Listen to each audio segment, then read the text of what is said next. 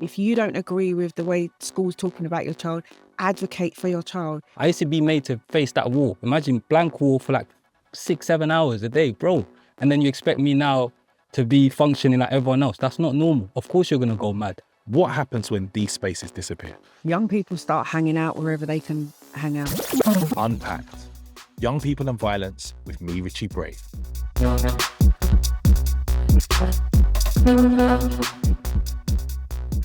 Hello, welcome. I want to take you back to young Richie growing up in South London, you know. So for me, third spaces were really important. I didn't go to some of the youth clubs around my area because there was a madness happening in them. I'm not going to lie. But yeah, I went to the Albany in Deptford, big up Albany in Deptford. I was a real performing arts guy when I was young. Also went to a place called Juvenis, which was like a dancing, like black focused dancing, acting, you name it, performing arts school. I did all of that. And for me as a young person, third spaces were really important. And some of those third spaces still exist, but not in the same way that they used to. I think if those third spaces didn't exist, I might be a different person to who I am today. I wouldn't necessarily say I might be in trouble. I don't know if that's true or not. You never know what path you might have gone down, but I think it was very important in rooting me in my identity and rooting me in who I am. And when you are not rooted in who you are as a child, and when you don't know who you are and you don't have spaces to reflect yourself, then it leaves an open gap, in my opinion, for other people to come in and show you something completely different. So for me, that was me growing up in third spaces. And joining me today, I have two guests who have their own memories. I mean, you have lived this, right? So I'm going to introduce you both. I don't expect you to introduce yourself. I have to give you the respect that you deserve. So first is Jay Yambuya, co-founder of No More Exclusions, a community coalition working with young people impacted by school exclusion. Welcome, Jay. Thank you for having me. Thank you for coming along today. Also, I've got Jenni Steele, who works at Juvenis, an organisation who supports young people. And Jenni is an expert in domestic violence and a practitioner in early intervention and prevention. Today, we're talking about what happens before youth violence appears. I think some people just think it's this like poof, right? Like it exists from nowhere. Yeah. And children all of a sudden wake up one day and they're like, yeah, I know what I'm going to do. I'm going to start being violent to people. I mean, that's not how I think it goes. I hear it. And you know what? When I hear people in the community speak about young people, I have to be the one that says, you don't think that they just woke up this morning and said they were going to go and do this. Like there is a journey that comes from this.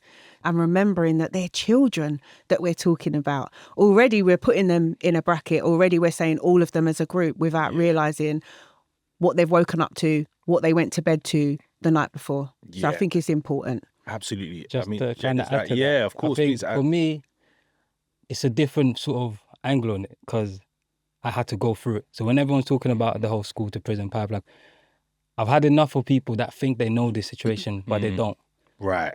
There's a lot of things. I didn't just end up in prison just because. Yeah. There's a lot of decisions and things that was happening leading up to these things. And there's key moments and key events from my life. And I don't know about everyone else. When we talk about childhood, my story didn't start here. My story started in Congo. We're going to get to, we're going to get to, I don't want to, we're going to get to your story in a bit.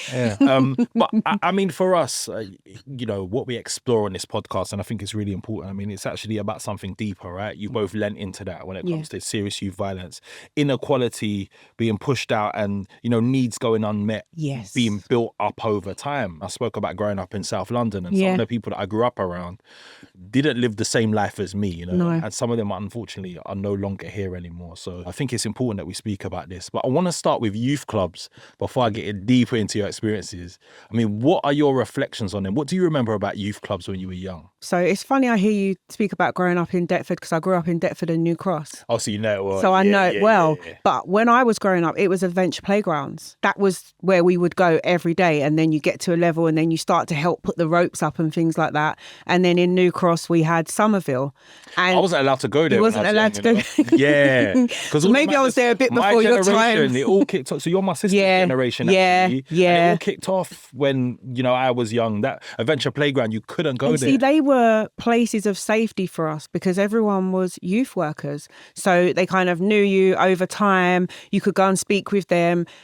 Nothing crazy was going on in those places. And then we would go on trips, Macaroni Woods, those like I'm sure a lot of people can relate to that, but the trips and things like that have gone. There was a lot of trips and stuff that we did that was very community based. So you're being taken out of the environment and you're seeing something different, right? Definitely. Yeah. And we're going as a group, we're going as a community, we're sharing food and we're doing all of these things. So that was kind of like my experience. So those things are not the youth clubs of today. We knew all of the children, everyone's parents, we were all connected. Something has gone wrong there because the community, as in knowing each other's parents, knowing who your friends are, knowing who your aunt is, all of that, that's kind of gone. And a lot of parents don't know the other parents of the children that their children are friends with. There's big change. I'm completely opposite from you lot. I wasn't in those spaces. This is why I value these spaces now. When I'm in this space and working with the young people, I feel like it's important because I could have used those kind of spaces. So where were you? What were you doing? Yeah. Hey, I was a lonely kid. I was trying to learn English. Right. I was trying to find my identity, coming from Congo, trying to readjust, leaving a war-torn country, coming from political instability. I was in a different space and I didn't have that opportunity to be in those spaces. And yeah, my childhood was completely different. So that's why those things, I really value it now. And I make sure that my son is with me when I go to these spaces. Yeah. So he's having access to other young people and being there. And it's very And I important. think that's another thing that we don't talk about. So a lot of my work will be, I create and write programs for schools, and then I support some of the most highest risk young people. So it is taking those experiences and turning them into programs to have more prevention. But we don't talk enough about where children are coming from, including other countries. You know, and what it's like for you arriving here at 10, 11 years old, you're going to school, your English is not great. Sometimes your parents' English is not great. So already there is an issue with communication at school. So that also sets the problem. So we can talk about all of the other things that go on. As you said, unmet needs, that's high. And Jay, I wanted to ask you, what did community look like for you when you were young? Community is different. What it looks like for me in Congo was completely different to what it looks like. Tell me about the difference between the two. Congo is family, it's togetherness, it's that oneness. We're all out here together. There's that sense of unity. There's that sense of everyone's responsible for each other. Yeah. We're in the same space, and it's like there's not much difference. But then here, I'm trying to fit in, but I can't. I think that was my thing. I don't know where I fit into this puzzle. I grew up around military people, my family. Like, that's community to me. And how old are you when you came here? I think just end of primary school. So I would have just been thrown into secondary school. And then you're hitting puberty as well. Everything's going on at the same time. It was a lot. Yeah. It was tough. I can't lie. That's why I sympathize with a lot of these young people now. They're dealing with a lot. I'm thinking between the ages of 10 and 12 for you, thinking back to that time. If 11-year-old Jay walked into the room and I was like, tell me what your life looks like right now. What might you say to me? It was a lot of pain, bro. I'm coming to a country, obviously, I was raised by my grandparents. I was raised by my uncle, who was a military man. Can you imagine? My grandparents were politicians. So I come from a political family. So I'm a fifth generation Yambuya. Granddad was part of the pioneers of the MNC party with Patrice Lumumba. That's the kind of people that I come from. Right. So I've come here now. I'm just another guy and another kid. Where back home, my family is different. You have a different understanding. There was moments where I lived on the same road as the president. Do you understand? So I'm coming from that, and I'm coming here now. I'm in the ends. Yeah. Did you have a third space as a child? So man, I was a lonely kid, bro. I can't relate. I wish I can say, it was love. You had people, support system. Nah, like my thing was different. Yeah, I hear when you say, I wish I could relate.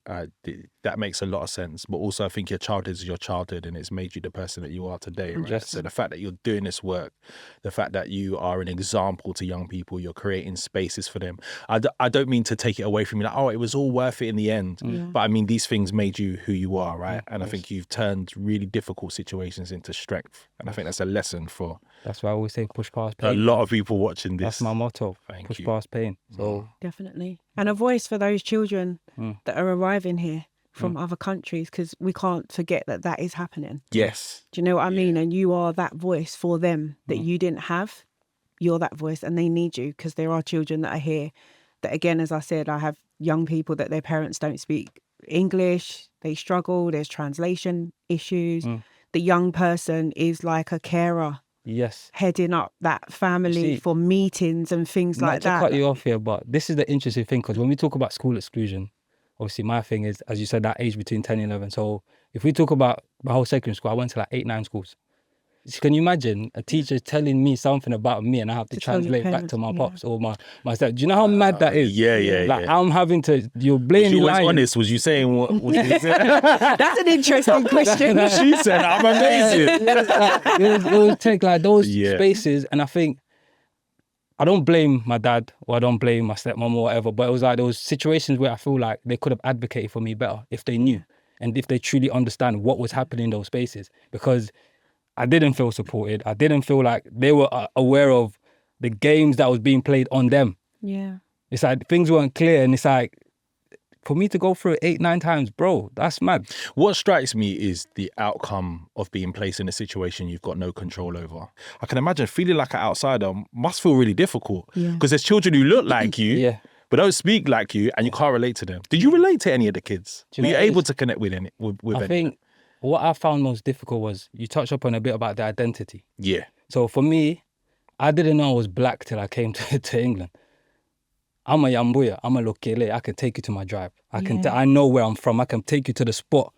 So I don't know I was black. I don't know what black meant. Everyone's black. I don't know what that means. To me, my identity is linked to my name, Yambuya, is linked to my tribe, is linked to my village, is linked to a location. So that was the most difficult part. And then just the bullying, being made fun of by people from your own skin color. You remember having that Freshie accent, you Freshie, you banana boat. Can you imagine? It's one thing that it was crazy. And then that's where kind of the behavior, because being raised around strong military men of strength, honor, sort of things that the way they carry themselves, I felt like I was defending my honor. You laugh at me, I'm punching in your face. I don't have time to be. So when the English started Englishing and things, I started to understand, you started to understand things. I'm like, well, you're not laughing with me, you're actually laughing at me. You're raising a real question for me in that people talk about discipline for children is really important and regiment is really important for children. You had that discipline, you had that regiment from having a military family, but actually that regiment and that discipline can backfire when you're placed in particular situations. And I think people think it's a one size fits all, but I think you're a prime example of actually, you know, all of these right things happened. I did have discipline, I did have structure, but the other things around me meant that the things that came with that discipline and structure backfired on you as a child. I say right now is there's a difference between discipline and punishment.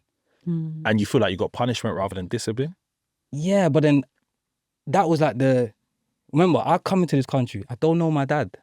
I've only met my mum last year. You were raised by your grandparents. You understand? So I'm really trying to, you didn't raise me. Your brothers instilled so my identity is already based on the people that come before you. So that's difficult. And now I'm in this dysfunctional family environment, I don't know this. This is new to me, this is new to you. And then I'm having to just be expected to be a certain type. So it wasn't the discipline that was the issue, because that actually saved me. If it wasn't for that, I would have went off the road. I would have been in a different way. So the discipline wasn't the issue, it was all the other stuff around it and the environment. I think this is a prime example of, like, I know you're a grown man now, but young people speaking for themselves, right? So like I've made an assumption and I've said something, and young people often don't feel able to speak up.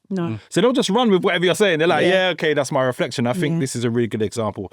I want to play you something actually. So this is a real case study shared with the Runnymede Trust, and it's voiced by an actor, but I think this is really apt and it'd be important for us three to discuss it. They handed me the letter like it was nothing. No warning, no discussion. I didn't even know what had happened. I was just told my son was permanently excluded. I cried so much. I did everything right. I fought for him. I followed the rules. But it didn't even matter. They had already decided his fate. I saw the video, and it was clear. It wasn't him. But by then, they had already decided he was guilty. One teacher told me my son was intimidating and that staff didn't feel safe around him. When I spoke to his subject teachers, they said he was amazing, clever, and hardworking. No other school would take him. He felt like a setup.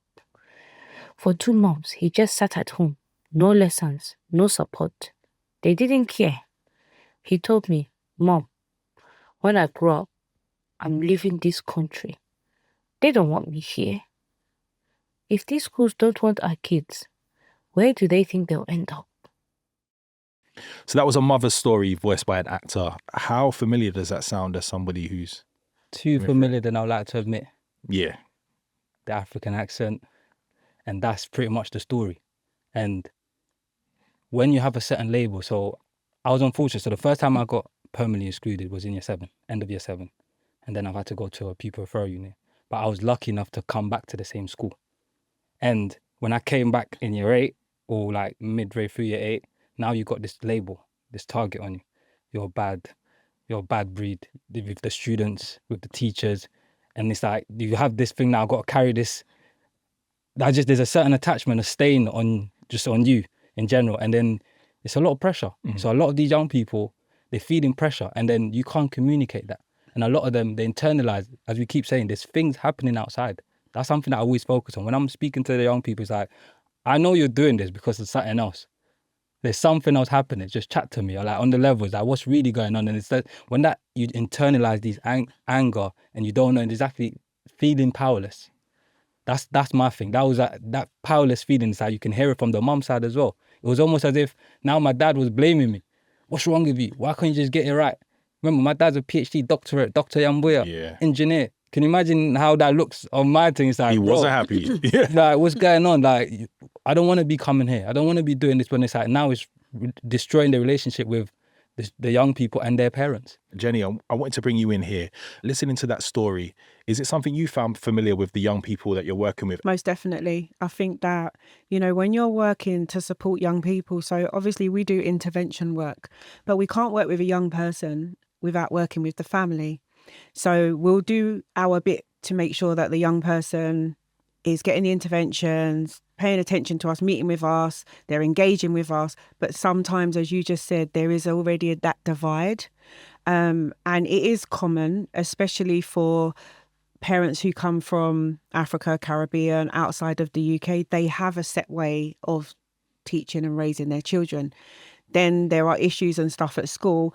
I already know, coming from the community, that there's going to be issues in that household, because there will be a conversation about embarrassment, shame, you're bringing me to the school, it's this keeps on happening, you come into the meetings, then the young person is feeling a certain type of way. With the interventions that we do, there is a level of work that we have to do, which, whether it's part of the job or not part of the job, where we have to communicate to young people that your behaviour will follow you. It will follow you. So if you think that you're going to leave this school and go to another school, it's going to follow you, and it's going to keep following you. And then what's going to happen is you're not going to get into another school. Then there are managed moves where young people are moved to another school for a period of time. Sometimes they come back to that school. Sometimes they don't last in the managed move because they're going to a new school, and we're already leading with the punishment, the behaviour. We're not leading with that young person, what's going on for them. Because school sounds like prison sometimes. Yeah. Like the language that's used in schools sometimes sounds like prison language. And if you think the rooms that they're in, some of those rooms have no windows. It's a small room. You're not allowed to leave. Sometimes there's a teacher in there with you and sometimes there isn't. So already, as you just said, it's already looking like that. Sure. The managed move, you're going over there to possibly another building, moving around, just like when people are moved around in prison, sometimes you end up back there. But then the interventions in between are also not happening. Again, as we might say, when you go to prison, where are the interventions to help and support you there? It's the same, these managed moves. We're just managing a move. We're not actually saying this young person has domestic abuse at home or has come from another country, only has one parent, been raised by their grandparents, coming from the care system. There's so much different things. When these reactions from statutory organisations, from schools, being removed from class, etc., when these happen, what then happens to the child's behaviour? Because essentially, I guess the intention is to make the child behave better. Is that the outcome? Is that what happens? But then young people become frustrated. When you talk about management, I think I might have had one of the shortest management. So after I got kicked out the second time out of the school, they tried to send me to a school down the road. I lasted 2 hours before I went back to a proof. I think you might be Why? right. Because I got into an altercation with one of their students. So I didn't even know I'm having a manager. They just told me, go to this site. My parents just sent me to this place. And there was no conversation with you at all? Maybe I just didn't understand. Maybe they had a conversation with my parents. I don't know. But I just got told I'm going to do it. Now already, I'm internalizing a lot of things. I'm angry. Now it's jail. Like I'm used to being in these inclusion rooms. So that's another example. I used to be made to face that wall. Imagine blank wall for like 6-7 hours a day, bro. And then you expect me now to be functioning like everyone else. That's not normal. Of course you're gonna go mad. I'm not allowed to go playtime with my peers. I can't do this. It's like that became normal. So now we're talking like we're kind of entering year 8. So it's like year 8, year 9 times. That's normal to me. It's like, bro, I don't like school. I don't want to be here anymore. Now I just bang out. Any reason to get out of this room, as I saw in jail from my experience, you find any reason to bang out just so you can leave this space because you feel trapped. You feel it's that sense of powerlessness that I feel for the young people. It's like, this is why I'm so heavy on the political education and giving them their voice and their power back, because they feel powerless. Things are just happening to them and they have no control over it. Yeah, it's sad. And power and control keeps coming up when we're talking about what's happening with young people and what's happening with families. There's this real theme of like power and control and a lack of it. And I wonder, is sometimes children acting out a way to claw back some of that power? Remember, you're frustrated. Yeah. You're angry. We see this time and time again. You know that you just do one thing and you're out. And after a while, you will do that one thing and just be sent out. And for the rest of the day, you're not in class, you're not in school. But there is a danger with that. And the danger with that is whilst they're being sent out, there's no education being done. What fills that time? I mean, the mum said here, for 2 months, he just sat at home, no lessons, no support. What fills that gap, do you think? There's not a lot filling that gap, because unless professionals are, depending on what the young person's situation is, we will advocate for a young person to be tutored. The children that are being taken out of class, they're not doing work. They're sitting in a room, as we just said. It would be different if they were sitting in a classroom still learning, or you got your books out, this is your lessons, you need to get on with this. Unfortunately, that's not what's happening. So what then happens is this child will then not be able to do GCSEs because they're not in a provision that does GCSE. So again, we're setting them up to do what? My thing was different. Yeah. So it all depends on each individual. So I've always been, obviously I'm going pro with my boxing next year. For me, the sports was a big element of why I didn't go crazy. Right. Boxing is like a big part of my identity. So I had the dream, even though I was like, I this don't work out. I'm great shit right now. I'm fighting on the 16th of God. My opponent, I'm back in the... I don't want to speak too loud. But on a serious note, I think for me, like I said, I had a lonely childhood. I had no friends. I wasn't part of no. So my time for me was just training, push past pain. That was my thing. That was my mantra. So I had a certain dream. I had a certain ambition that kind of helped me. I didn't know. That was like my therapy without me realizing. I'm not going to lie. Like I didn't understand what I was doing. It's sad. Like honestly, when I look at some of the young people, they're just out here because what's the next option? Start hanging around the mandem. That's how it started. I didn't, obviously, I jumped in the life of crime late, like 19. But during those times... That is quite late, yeah. But I was around the mandem. Because remember, I had a dream. The goal was professional athlete, But I'm around this. So naturally, when I'm not in school, I'm with the elders.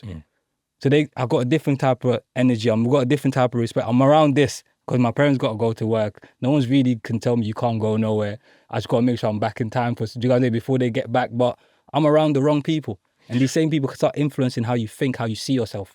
And Jenny, does that sound like a typical day for a young person now who isn't in school? I feel like, again, there are different routes for different young people. So with us, we work with some of the most highest risk. So they've been highlighted as high risk. They may have social services involved. We are sitting in child protection, child in need meetings, and they are different because and that's with social services. That's right? social services. Yeah. That could be up to 10, 15 different practitioners. For people who are listening and maybe don't know, maybe are just dealing with their child and what their child's going through. I mean, what does that mean? So those are different levels once social services are involved with you as a family. So they are child protection issues. That could be that the family can't keep this young person safe, which means the young person is consistently going missing, for instance. In those meetings, we are advocating for a child to make sure that they still have some sort of schooling. If they are not in a PRU, we are advocating for them to have tutoring because it's important for them to still have a focus on getting GCSEs. And PRU's a pupil referral unit. The pupil referral unit. Yeah. But for the young people that have not been to many managed moves and there's no other school will take them, we try to make sure that, especially with Juvenis, that we have mentors that are taking them to the gym. We find out what are the things that they are interested in. We make sure that young people have something to focus on. What is it that you want to do? How do we get there? That's a lot for me to say, because there are many other children, as you said, that do not have professionals advocating for them. We can only advocate for the ones that are referred to us, for the ones that we may see in the school system. I might highlight a young person in class. They then get a level of support. Unfortunately, there is not enough of that, and there will still be young people that slip through those. Like slip through the net. Yeah. If they've been excluded like 3 p.m. on a Friday, what does 9 a.m. look like for that child? I mean, you've got to think about what house, what home are they coming from? Right. These are children that may be only with mum, maybe being raised with dad, maybe being raised with grandparents. They might be in care. It depends on that child. Now, if that child is a child that is coming from a home where the parent has to go to work, what do we think's going to happen? Just out on the Mum, roads. dad, family, they've got to go to work. What can we do? And there are parents who sadly will lose their jobs because their child is not in school, and they now need to prioritise. Am I going to do this with my child? Am I going to be there for my child? Or they're getting phone calls. Their child could be getting arrested. Their child is on the road all day, hasn't come home. So now they're having to call the police. Each child has a different route. And that's why when we group them together, it's not one size fits all. When we are working with young people, we have to dissect that whole bit by bit, so that we are making sure that the parents are getting the support that they need, making sure that we are in the meetings, and also working with the parents to make sure they know, advocate for your child. If you don't agree with the way school's talking about your child, advocate for your child. Providing parents can Listen to even your child. understand the language. There you go. You know, based on... Even So when there's a barrier, there isn't a translator that's going to come into that meeting, because we haven't reached that level yet. It's the young person, as you said, advocating for themselves so that their parents have an understanding. Imagine having to do that every meeting. I'm hearing that from you. That's still happening. I think context matters. And I think something that we always say at No More Exclusion is it takes support on different levels. So you've got the youth, they need a certain type of support. Yep. The parents and the carers, they need a certain 100%. type of support. The educators, the teachers, they need a certain type of support. And 100%. when we say educators, I kind of put in the youth workers, the mentors in that bracket. Some of these head teachers, they've got too much control and power. They will be excluding kids for the dumbest reason. Why are you putting all this responsibility on just one person? It's literally at their discretion.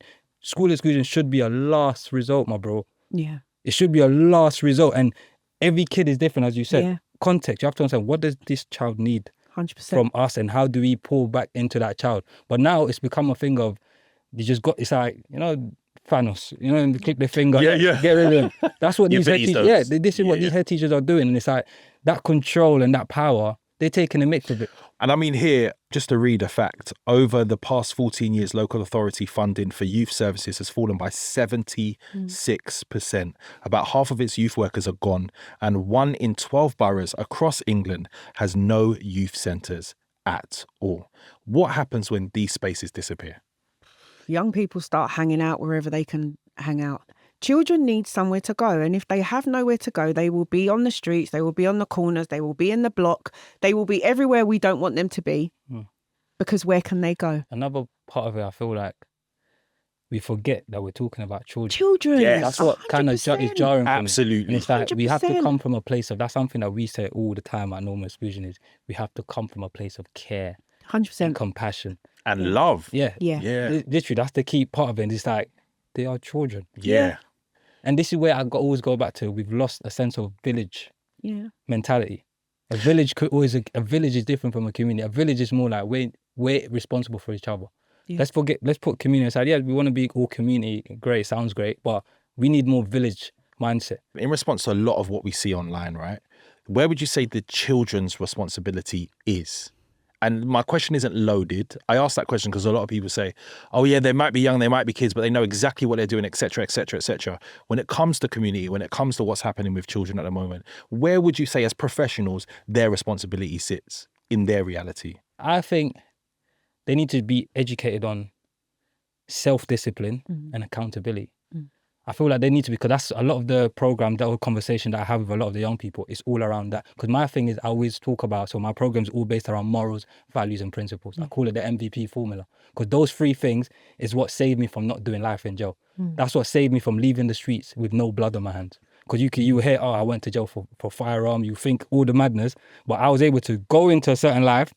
I was never able to cross that because I went in with morals, values and principles.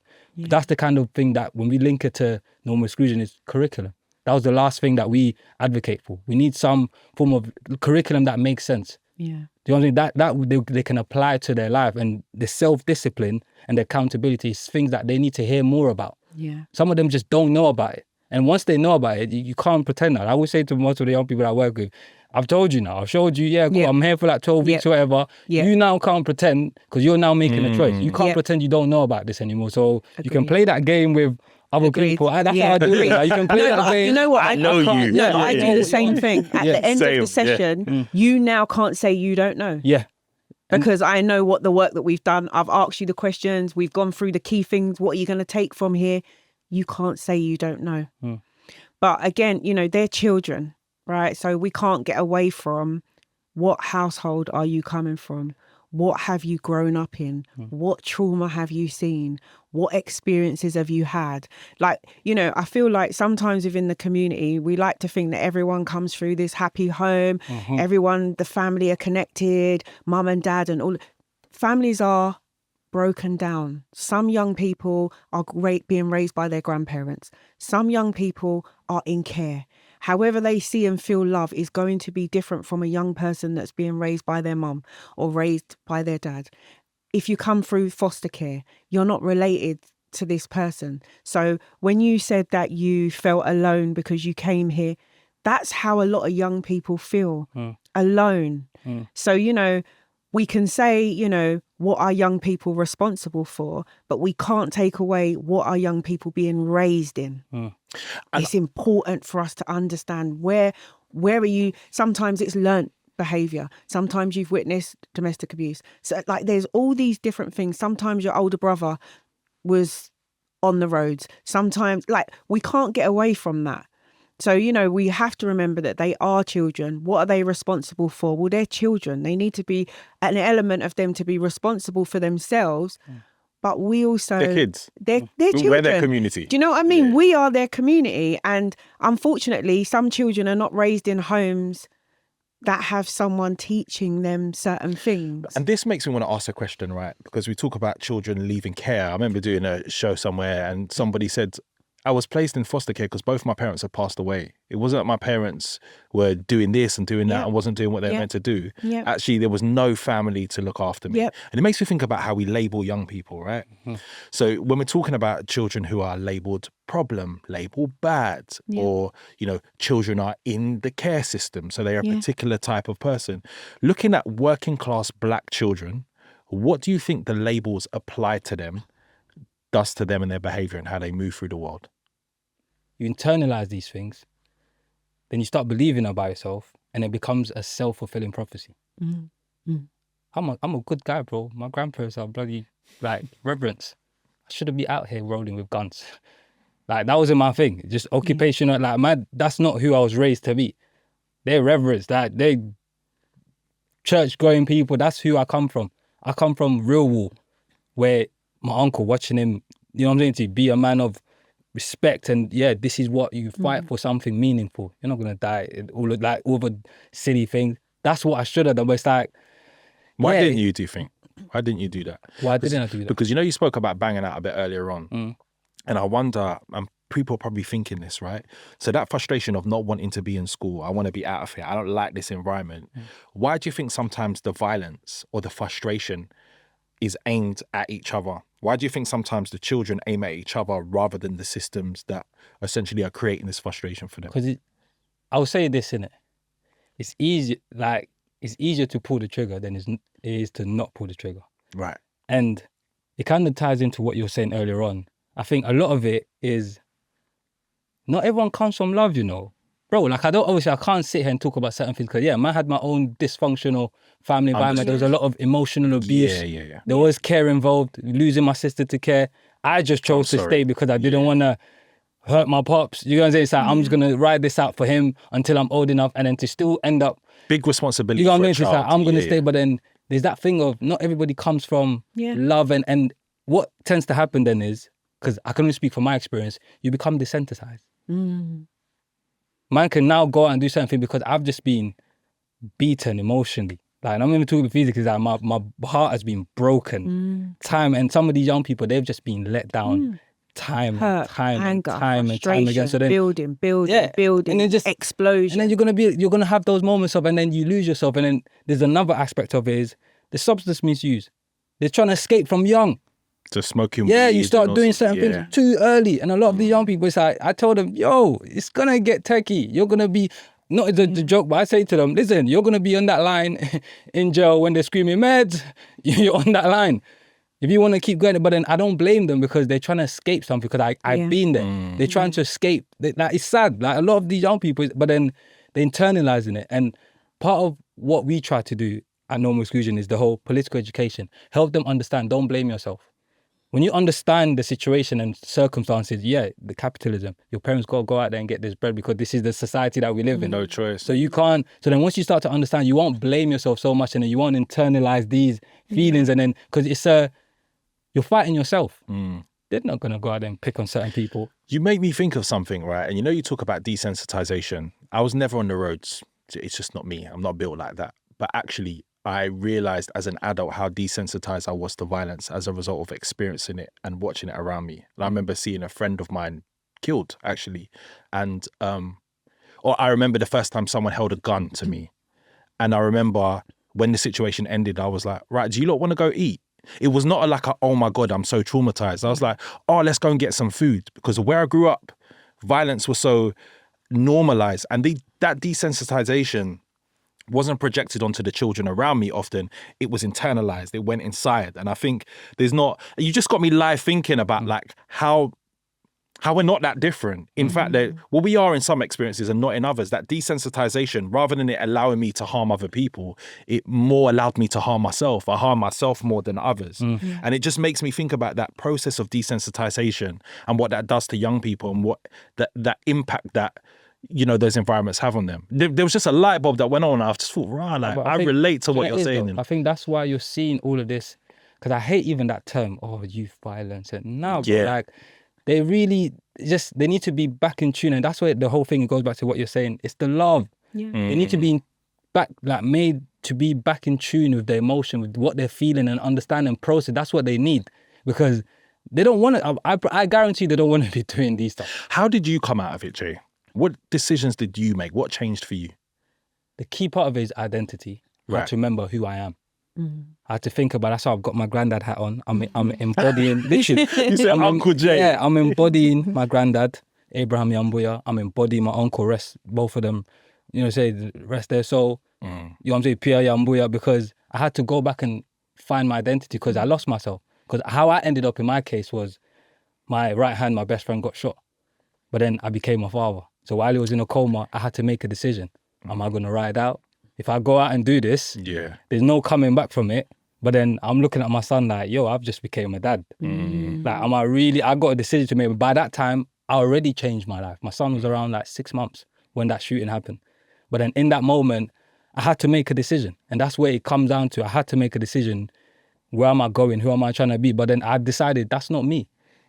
I want to be a good man. Like, I want to do good. I want to do good in this world. That's not who I am. And it's an identity thing. I feel like there's a big identity crisis within our culture, within our community. People just don't know. It's like we need to come have a sense about who are you? Don't be who they've told you, not who JD's told you to wear the Nike fleece. I tell these young people, I tell them on the level, you don't have to dress up, like, pick a different character. You gotta be someone else. You can't just want to just be what they're telling you in JD Sports. Everyone now's got to wear the Nike Tech fleece. You got to have this shoes, and you got to make yourself different. Who are you? Differentiate yourself. And that's what I realized I had to do. Dress how you want to be addressed. Yeah. That today I had to, obviously, Congolese man. Usually I'm in the suit and I like to present myself a certain type of way because you have to address me a certain type of way. But in these young people, it's deeper than that. Your identity is more than just your physical appearance. Yeah. It's your aura. It's your mental, how you think, how you speak, how you can wear the trackie or whatever, but how do you communicate? How do you express yourself, who you are? That's what they need to start learning. And exactly as you said, it's hard, bro. Yeah. But I'm doing the work. I'm still healing now, bro. Sometimes I've had to learn through my own breakthroughs in therapy that, bro, I've been, as you said, you know when you desensitize, you're like, I just sit back the other day, I'm like, bro, I've been through a lot of madness. Like, You know, you're sitting there thinking to yourself, rah. Bro, I know think you about it. relate to that as well. How many people do you know in London you can just say, oh, I've been shot at? Yeah. That's not normal, bro. Yeah, There's other people, that's like, oh, rah, that's my, like, London is a war zone, bro. Some people are living here. And for me, I feel like it was a thing where I had to go through a process of self-healing, learning about myself. And I had to understand. So, you know, when you're talking about the whole diagnosis or whatever. So I recently had to find out I got diagnosed with CPTSD and alexithymia. But I hate the labels. I don't know what alexithymia is. It's so mad. But basically, the way I process the world is logical. I'm a very logical because to me, emotions weren't safe. Right. So through my childhood, emotional abuse, this, that, and the other, emotions weren't safe. So I had to learn to process the world through logics. So then, but that's not like a thing by itself. It comes with CPTSD. Yeah. And that's all complex. But then, Buy because I one, hate get one labels- free. Yeah. But you know what? Son, you don't want. No. But I feel like what's helped me, even though I hate labels, it's helped me understand myself. Yes. And I think that's what a lot of the young people, it's like, because my thing was, I found out by myself. So imagine I got asked to put a workshop together for organizations. So I'm doing research on neurodivergency, doing all these things. And I'm reading something like, bro, this sounds like my life. Like, I'm like, this Jenni's sounds, nodding away now, yeah. this sounds like I've really, so I'm putting the program together. I'm like, nah, cool. I need to go, like, this is where I say, as No More Exclusions, we say self-advocacy is important. Like now I know my whole life, I wasn't crazy. I wasn't mad because that's another thing about going through the school exclusion thing. After a while, you just become numb. Yeah. I've done my GCSEs at a pupil referral unit, not in a mainstream. And that's like a state-run centre, isn't it? Yeah, and bro, Peru is mini jail. Yeah. And obviously that's where I met former teacher, bless her, Zara. She's the other co-founder. Big up The Zara. other, so I'm saying to where true. we put up, and that's where if I didn't go to that Peru, there probably would be no more exclusion. And that's why Zara is a big part of that But journey. but there's a couple things you mentioned there. Someone cared, Yes. right? Yes. Someone cared about you to help you. There are teachers and youth workers, professionals, practitioners that care, and young people know the difference in the care. So again, it does come down to identity. Who are you? Where are you coming from? Are you loved? Are you cared for? What does love look like to you? What does care look like to you? But then there's something else that you talked about, not having a diagnosis for something that you didn't even know you was processing as a child. How many children are unaware of what they're working with through their emotions, substance abuse, all of these things, because they haven't been assessed, but they're children. They're not going to understand what it is.